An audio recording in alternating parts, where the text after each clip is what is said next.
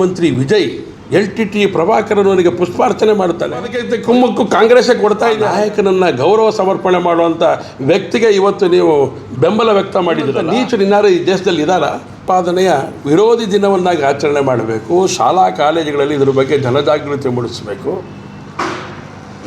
ಎಲ್ಲ ಸರ್ಕಾರಿ ಕಚೇರಿಗಳಲ್ಲಿ ಇದನ್ನು ವಿಶೇಷವಾಗಿ ಆಚರಣೆ ಮಾಡಬೇಕು. ರಕ್ಷಣಾ ವ್ಯವಸ್ಥೆ ಇಲಾಖೆ ಇದನ್ನು ಗಂಭೀರವಾಗಿ ತಗೊಂಡು ಮಾಡಬೇಕು ಅಂತೇಳಿ ಯೋಚನೆಗಳನ್ನು ಮಾಡಿ ಅನೇಕ ಸಂಗತಿಗಳನ್ನು ಹೇಳಿತ್ತು ಪಿ ಸಿಂಗ್ ಸರ್ಕಾರ. ಅಂದಿನಿಂದ ಇಂದಿವರೆಗೂ ನಡ್ಕೊಂಡು ಬಂದಿರುವಂಥ ಸಂಗತಿನೇ. ನೆನ್ನೆನೂ ಕೂಡ ನಾನು ರಕ್ಷಣಾ ಇಲಾಖೆ ಹೋದಂಥ ಸಂದರ್ಭದಲ್ಲಿ ಅದನ್ನು ನೋಡಿದೆ. ನಾನು ಆ ಒಂದು ಕಾರ್ಯಕ್ರಮ ನಡೀತಾ ಇತ್ತು, ಅದಕ್ಕೆ ಸಿದ್ಧತೆಗಳನ್ನು ಮಾಡಿಕೊಂಡಿದ್ದರು. ಆವಾಗ ನನಗೆ ಫ್ಲ್ಯಾಶ್ ಆಗಿತ್ತು, ಇಷ್ಟೆಲ್ಲ ನಾಗರಿಕರು ರಕ್ಷಣಾ ವ್ಯವಸ್ಥೆ ಎಲ್ಲದೂ ಯೋಚನೆ ಮಾಡ್ತಿರೋಂಥ ಸಂದರ್ಭದಲ್ಲಿ ಈ ದೇಶವನ್ನು ಆಳದಂಥ ಕಾಂಗ್ರೆಸ್ ಈ ದಿನಾಚರಣೆಯನ್ನು ಮಾಡಬೇಕು ಅಂತ ಹೇಳಿದಂಥ VP ಸಿಂಗ್ ಅವರ ಸರ್ಕಾರ ಜನಜಾಗೃತಿ ಮೂಡಿಸುವಂಥ ಕಾರ್ಯ, ಈ ಎಲ್ಲ ಸಂದರ್ಭದಲ್ಲೂ ಕೂಡ ಬಹಳ ವಿಶೇಷವಾಗಿ ಎಚ್ಚರಿಕೆಯಿಂದ ಇರಬೇಕಾಗಿರುವಂಥದ್ದು ಕಾಂಗ್ರೆಸ್ಸಿನ ನೇತೃತ್ವದ ನಾಯಕತ್ವ. ಇವತ್ತು ನನಗೆ ಆತಂಕ ಆಗಿದ್ದೇನು ಅಂದರೆ, ರಾಜೀವ್ ಗಾಂಧಿ ಹತ್ಯೆ ಮಾಡಿದ್ದು LTT ಅವರು ಉಗ್ರಗಾಮಿಗಳು. ಪ್ರಭಾಕರನವರ ನೇತೃತ್ವದಲ್ಲಿ ಏನು ತಂಡ ಇತ್ತು LTTಯ ನೇತೃತ್ವ, ಅವರ ಗುಂಪಿನಲ್ಲಿದ್ದಂಥ ಒಬ್ಬ ಹೆಣ್ಮಗಳು ಮಾಡಿದಂಥ ಕೃತ್ಯ ಅದು. ಈ ಕಾಂಗ್ರೆಸ್ಸಿಗೆ ಏನು ಅನಿಸ್ಲೇ ಇಲ್ವ? ಹಾಗಾದರೆ ಯಾವುದ್ರ ಕಾಂಗ್ರೆಸ್ಸಿನ ನೀತಿ? ಹಾಗಾದರೆ ತಮಿಳುನಾಡಿನಲ್ಲಿ LTT ಪ್ರಭಾಕರನ ನಾಯಕತ್ವದೊಳಗೆ ಈ ಘಟನೆ ನಡೆದಾಗ ಇವತ್ತು ಆ LTTಯ ಭಾವಚಿತ್ರಕ್ಕೆ ಗೌರವ ಸಮರ್ಪಣೆ ಮಾಡುವಂಥ TVKಯ ಮುಖ್ಯಮಂತ್ರಿ, TVK ಮುಖ್ಯಮಂತ್ರಿ ಆಗಲಿಕ್ಕೆ ಕಾರಣಕರ್ತರು ಯಾರು? ಇದೆ ಕಾಂಗ್ರೆಸ್ಸಿನ 5 ಜನ ಶಾಸಕರು ಓಡಿ ಹೋಗಿ ಅವರಿಗೆ ಬೆಂಬಲವನ್ನು ವ್ಯಕ್ತ ಮಾಡಿದ್ರು. ಹಾಗಾದರೆ ಈ ದೇಶದ ಜನಕ್ಕೆ ಏನು ಹೇಳಕೊಳ್ತಿದ್ದೀರಿ ನೀವು? ಗಂಭೀರವಾಗಿ ಯೋಚನೆ ಮಾಡಬೇಕಿರೋಂಥ ಸಂಗತಿಯನ್ನು ಕಾರಣಕ್ಕೋಸ್ಕರ ಇದನ್ನು ಪ್ರಸ್ತಾಪ ನಾನು ಮಾಡ್ತಾ ಇದ್ದೇನೆ. ಕಾಂಗ್ರೆಸ್ಸಿನ ನೇತೃತ್ವ ಸರ್ಕಾರದ PV ನರಸಿಂಹರಾವ್ ಹೇಳಿದರು, ಭಯೋತ್ಪಾದಕತೆ ವಿರುದ್ಧವಾಗಿ ನಾವು ಸಿಡಿದೇಳಬೇಕು ಅಂಥೇಳಿ, ಜಾಗೃತಿ ಮೂಡಿಸಬೇಕು ಅಂಥೇಳಿ. ಆದರೆ ಮುಖ್ಯಮಂತ್ರಿ TVK ಮುಖ್ಯಮಂತ್ರಿ ವಿಜಯ್ LTT ಪ್ರಭಾಕರನವರಿಗೆ ಪುಷ್ಪಾರ್ಚನೆ ಮಾಡ್ತಾನೆ.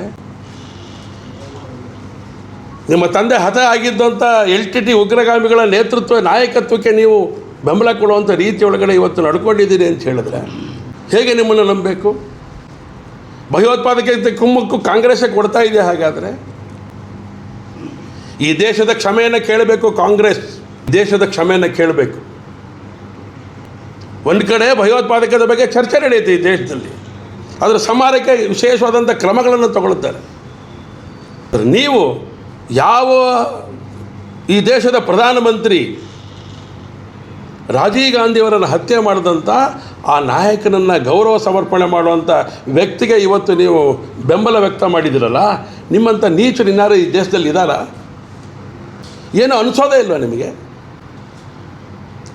ತಂದೆಯನ್ನು ಕಳ್ಕೊಂಡ ಮಗ ಯಾರಿಗೆ ಬೆಂಬಲ ಕೊಡ್ತಾ ಇದ್ದೀರಿ ನೀವು? ಪ್ರಭಾಕರನ ಫೋಟೋಕ್ಕೆ ಗೌರವ ಸಮರ್ಪಣೆ ಮಾಡುವಂಥ ನಾಯಕನಿಗೆ ನೀವು ಬೆಂಬಲ ಕೊಡ್ತೀರಿ ಅಂತ ಹೇಳಿದ್ರೆ ನಿಮ್ಮ ಈ ದೇಶದ ಬಗ್ಗೆ ಇರುವಂಥ ಗೌರವದ ಬಗ್ಗೆ ನಾವು ಆಲೋಚನೆ ಮಾಡಬೇಕಾಗತ್ತೆ, ಪ್ರಶ್ನೆಯನ್ನು ಕೇಳಬೇಕಾಗತ್ತೆ. ಡೆಲ್ಲಿ ಹೋಗುವ ಕಾರ್ಯಕ್ರಮನ ಕೇರಳದ ಮುಖ್ಯಮಂತ್ರಿಗಳು ಆಯ್ಕೆ ಆಗದೆ ಹೋಗಬೇಕಂತಿತ್ತು. ಮುಖ್ಯಮಂತ್ರಿಗಳು ಆಯ್ಕೆ ಆಗಿದೆ. ಒಂದು 2-3 ದಿವಸದಲ್ಲಿ ಮೀಟಿಂಗ್ ಮಾಡಿ ಸುಮಾರು 30-35 ಜನ ನಾವು ಡೆಲ್ಲಿ ಹೋಗ್ತಾ ಇದ್ದೀವಿ.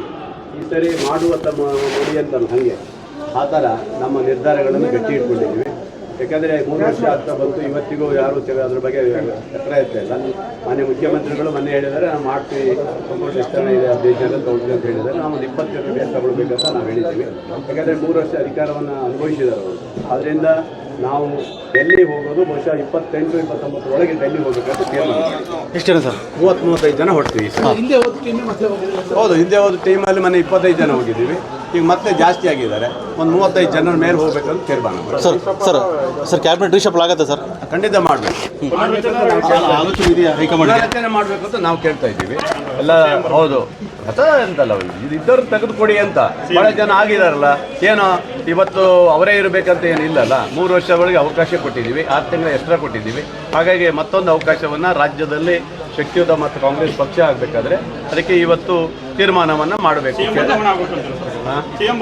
ಸಿಎಂ ಬದಲಾವಣೆ ಮಾಡೋದು ನಮ್ಮ ಕೈಲಿಲ್ಲ, ಅದು ರಾಷ್ಟ್ರೀಯ ನಾಯಕರ ಕೈಲಿ ಇಲ್ಲ. ಅದ್ರ ಬಗ್ಗೆ ಇಲ್ಲ, ನಮ್ಮ ಹಕ್ಕುಗಳಿಂದ ನಾವು ಕೇಳ್ತೀವಿ. ಸಿಎಂ ಬದಲಾವಣೆ ನೀವು ಅವ್ರನ್ನ ಕೇಳ್ಕೋಬೇಕು ಅಷ್ಟು ಬಿಟ್ಟರೆ ನಮಗೆ ಇದನ್ನು ಖಂಡಿತ ಕೊಡಬೇಕು. ಕೊಡದೆ ಹೋದರೆ ನಾವು ಉಗ್ರವಾದಂಥ ನಮ್ಮದು ಮುಂದಿನ ತೀರ್ಮಾನಗಳಿದ್ದಾವೆ. ನಮ್ಮ ಅದೇ ಬಿಡಲ್ಲ ನಾವು. ಇನ್ನು 15 ದಿವಸದೊಳಗೆ ನಮಗೆ ಒಂದು ಅವಕಾಶ ಕೊಡಬೇಕು. ಇಲ್ಲ ಅಂತ ಹೇಳಿದ್ರೆ ನಮ್ಮ ಬೇರೆ ವಿಚಾರ ಬೇರೆ ಇದೆ, ಅದನ್ನು ಮುಂದೆ ತೀರ್ಮಾನ ಮಾಡಿ ನಿರ್ಧಾರ ತೆಗೆದುಕೊಳ್ತೇವೆ. ಸರ್, ಅಣು ವಿದ್ಯುತ್ ಸ್ಥಾವರ ಹೋರಾಟ ಖಂಡಿತ ಅಣು ವಿದ್ಯುತ್ ಸ್ಥಾವರ ಬಹುಶಃ ನಮ್ಮ ಭಾಗದಲ್ಲಿ ಬೇಸೂರಲ್ಲಿ ಬಂದಿದೆ ಅಂತೇಳಿ ಒಂದು ಹೋರಾಟ ಮಾಡಿದ್ದಾರೆ. 2-3 ಸರಿ ಹೋರಾಟ ಮಾಡಿದ್ದಾರೆ ರೈತರು. ನಾನು ಎಲ್ಲ ರೈತ ಬಾಂಧವರಿಗೆ ಹೇಳೋಷ್ಟೇ, ಎಲ್ಲರೂ ಗಾಬರಿ ಆಗುವಂಥ ಪ್ರಶ್ನೆ ಇಲ್ಲ. ಅದನ್ನು ಯಾವುದೇ ಮಾಹಿತಿ ನಾವು ಇನ್ನೂ ಮಾಡಿಲ್ಲ. ಇದು ಸ್ಯಾಂಕ್ಷನ್ ಆರ್ಡ್ರು ಏನೂ ಬರಲಿಲ್ಲ. 5 ಜಿಲ್ಲೆಯಲ್ಲಿ ಕೇಳಿದ್ದಾರೆ, ಹಾಗೆ ನಮ್ಮ ಜಿಲ್ಲೆಯಲ್ಲೂ ಕೇಳಿದ್ದಾರೆ. ಹೆಲಿಕಾಪ್ಟರ್ ಬಂದು ಸರ್ವೆ ಮಾಡಿದ್ದಂತ ಹೇಳಿದಕ್ಕೆ ಹೆದರ್ಕೊಂಡಿದ್ದಾರೆ. ಹೆಲಿಕಾಪ್ಟರ್ ಬಂದಿರೋದೇ ಬೇರೆ, ಅದಕ್ಕಲ್ಲ. ಅದು ಭೂಮಿಯಲ್ಲಿ ಏನು ಖನಿಜ ಏನಾರಿದೆ ಅದು ನೋಡಲಿಕ್ಕೆ ಸಿದ್ದಾಪುರದಲ್ಲೂ ಬಂದಿದೆ, ನಮ್ಮ ಇಡೀ ತಾಲೂಕು ಆಗಿದೆ, ಬೇರೆ ಭಾಗದಲ್ಲೂ ಮಾಡಿದ್ದಾರೆ. ನಾನು ರೈತರಿಗೆ ಹೇಳೋದಿಷ್ಟೇ, ನೀವು ಯಾರೂ ಹೆದರ್ಕೊಳ್ಳುವಂಥ ಅವಶ್ಯಕ ಇಲ್ಲ. MLA ನಾನಿದ್ದೀನಿ, ಮಂತ್ರಿಗಳು ನಾವು ಇದು ಬದುಮುಗಿರಪ್ಪ ಇದ್ದಾರೆ, ಎಲ್ಲರೂ ಸೇರಿ ಇದನ್ನು ಖಂಡಿತವಾಗಿ ಮಾಡ್ಲಿಕ್ಕೆ ಬಿಡುವುದಿಲ್ಲ ಅಂತ ಹೇಳಿದ್ದೀನಿ. ಇಲ್ಲದೆ ಇರುವಂಥ ಒಂದು ಯೋಜನೆಗೆ ಇಷ್ಟೊಂದು ದೊಡ್ಡ ಮಟ್ಟದಲ್ಲಿ ಹೋರಾಟ ನಡೆಯುತ್ತೆ. ಅಲ್ಲ, ಅವ್ರಿಗೆ ಭಯ ಇದೆ ಹಿಂದೆ ಏನಾರ ಇಲ್ಲ. ಅದು ಏನಾಗುತ್ತೆ, ಅಣು ಸ್ಥಾವರ ಅಂದರೆ ಒಂದು 30 ಕಿಲೋಮೀಟರ್ ವ್ಯಾಪ್ತಿಯಲ್ಲಿ ಬರುತ್ತೆ. ಹೆದರಿಕೆ ಜಾಸ್ತಿ ಆಗಿರೋದ್ರಿಂದ ಮುಂಚೆ ಮುಳುಗಡೆಯಾಗಿ ನಿರಸಿತರಾದಂಥ ಪ್ರದೇಶಕ್ಕೆ ಮತ್ತೆ ಮುಳುಗಡೆ ಮಾಡುವಂಥ ಪ್ರಶ್ನೆನೇ ಇಲ್ಲ. ನಾನೇ ಹೇಳ್ತಾ ಇದ್ದೀನಿ, ಯಾವ ಕಾರಣಕ್ಕೂ ಮಾಡೋಕ್ಕೆ ಬಿಡೋದಿಲ್ಲ, ಮಾಡೋಕ್ಕೆ ಆಗೋದೂ ಇಲ್ಲ. ನಾನೊಬ್ಬ MLA ಆಗಿ ಹೇಳ್ತಾ ಇದ್ದೀನಿ. ಒಂದು ವೇಳೆ ಮಾಡ್ತೀನಿ ಅಂತ ಹೇಳಿದರೆ ನಂದು ಹೋರಾಟ ಇರುತ್ತೆ. ನಾನು ರಾಜೀನಾಮೆ ಕೊಟ್ಟು ಹೊರಗೆ ಬರ್ತೇನೆ. ನಾನು ರಾಜಕೀಯವಾಗಿ ಅವರು ರಾಜೀನಾಮೆ ಕೊಟ್ಟು ಹೊರಗೆ ಬರ್ತೇನೆ ಅಷ್ಟೇ. ಅಲ್ಲಿವರೆಗೆ ಹೇಳಿದ್ದೇನೆ ಅವರಿಗೆ. ಹಾಗಾಗಿ ಯಾವ ರೈತರು ಹೆದರ್ಕೊಳ್ಬೇಕಾಗಿಲ್ಲ. ಈ ಯೋಜನೆ ಕೈ ಬಿಡಲಾಗಿದೆ. ಓಕೆನಾ? Thank you. ಸರ್, ಸೇತುವೆ ಕಂಪ್ಲೀಟ್ ಹಾಲಪ್ಪರು ಅಂತಾರೆ, ಆರೋಪ ಮಾಡ್ತಾರೆ. ಹಾಲಪ್ಪರು ಸೇತುವೆ ಮುಗಿದೆ ಯಾವಾಗಂತ? ಅಲ್ಲ, ಅವ್ನು ಮಾಡಿದ್ದೆ 5 ವರ್ಷ ಏನೂ ಮಾಡಲಿಲ್ಲ. ಈಗ ಮಾತಾಡೋ ಒಂದು ಯೋಗ್ಯತೆಯೇ ಇಲ್ಲ ಅವರಿಗೆ ಮಾತಾಡೋ ಯೋಗ್ಯತೆ ಆ ಪುಣ್ಯಾತ್ಮಗಿಲ್ಲ. ಯಾಕೆ ಹೇಳಿ, ಅಂಥ ಕೆಟ್ಟ ಇದರಲ್ಲಿ 5 ವರ್ಷದಲ್ಲಿ ಕಣ್ಣಾಕಿ ಆ ಸೇತುವೆ ನೋಡಿಲ್ಲ. ಅವನಿಗೆ ಏನಾಯ್ತು ಅಂದರೆ ಸಿಗಂದೂರು ಸೇತುವೆ ಆಗಬೇಕಾಯ್ತು, ಬಿಟ್ಟರೆ ಇದಾಗಬಾರ್ದಾಯ್ತು. ಅವ್ರಿಗೆ ಯೋಗ್ಯತೆ ಇಲ್ಲ, ಅದು ಮಾಡಲಿಕ್ಕೆ ಯೋಗ್ಯತೆ ಇಲ್ಲ. 5 ವರ್ಷ ಕಣ್ಣು ಮುಚ್ಚಿಕೊಂಡು ಕೂತವ್ರು ನನ್ನ ಹತ್ರ ಮಾತಾಡೋವಂಥದ್ದಿಲ್ಲ. ಅದು ಫುಲ್ ಆಗಿದೆ. ವ್ಯವಸ್ಥೆ ನೋಡಿಬಿಟ್ಟು ಮುಖ್ಯಮಂತ್ರಿಗಳನ್ನ ಯಾರನ್ನು ಕರೆಸ್ಬೇಕು ನೋಡಿ ಉದ್ಘಾಟನೆ ಮಾಡಿ.